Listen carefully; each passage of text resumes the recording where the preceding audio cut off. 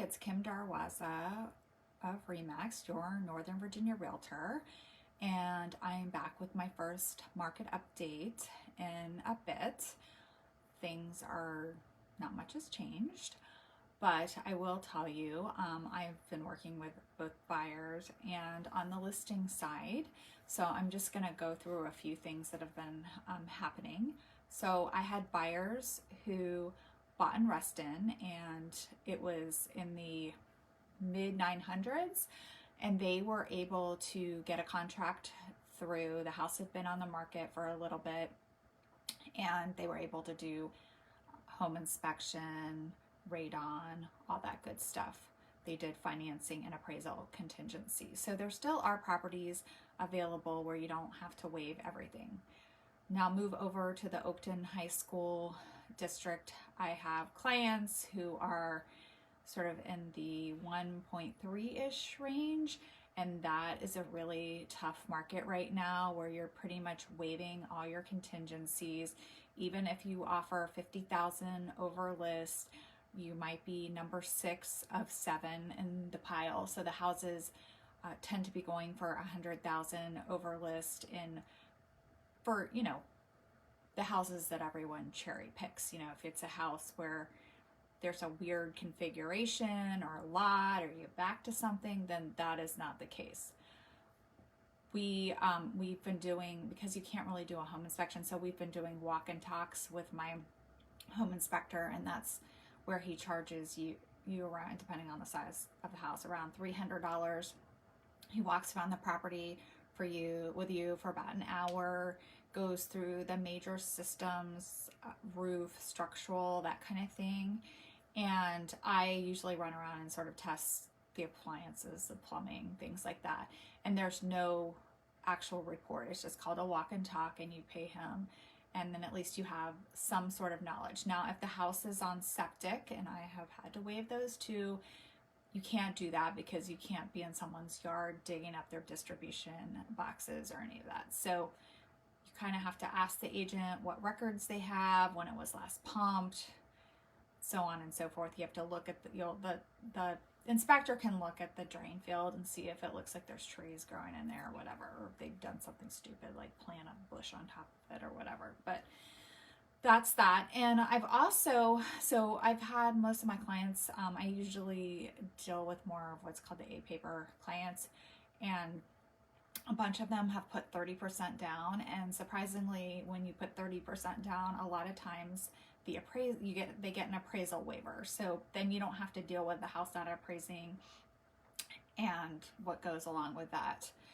Most of my clients, for the most part, I've been lucky that they can waive the appraisal. So if it comes in $20,000-$30,000 below the sales price, they have that cash to make up the difference. And usually when you're putting down $30,000, that's the case anyway. So that's been going on. I had another listing that was pretty much very aggressively priced, and I really was a little nervous about it.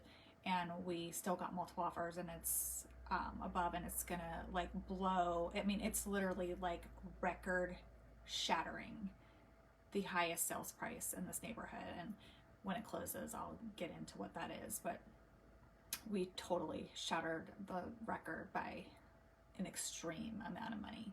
So there's that.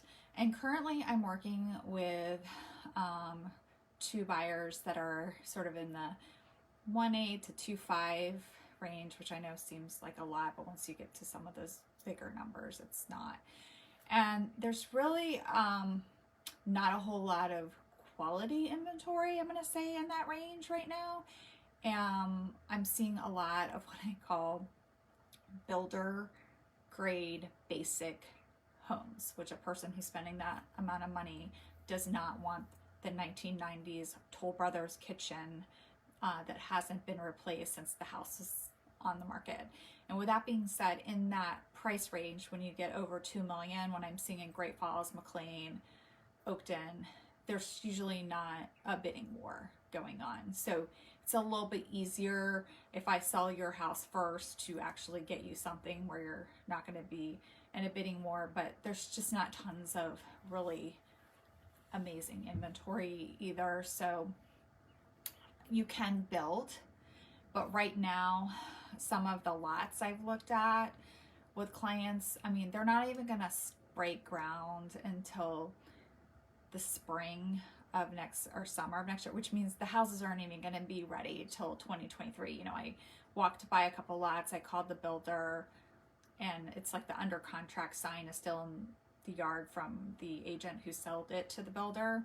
So by the time you go through all the permits and all that kind of thing, we're looking at breaking ground summer of 2022 with a delivery of January or February or spring of 2023. It just depends on materials and how quickly they can get them. There's definitely a shortage of a lot of things, so it's taking much longer to get it done. And also there's shortages of contractors and that kind of thing as well. So anyway, so those are the main points. The spring basically rolled into the summer market. It did get a little bit slower towards the end of the summer. I think people were finally going, they had all that pent up vacation that they wanted to take that they weren't able to take because of the pandemic. So it was a little bit slower the last few weeks of the summer, and then now I feel we're back again.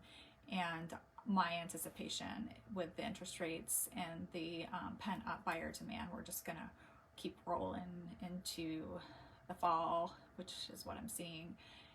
And usually it gets quiet between Thanksgiving and Christmas, but it'll get like not as many people will list their properties just because they don't want to have people come into their house during the holidays. But I think the buyer demand is still going to be there.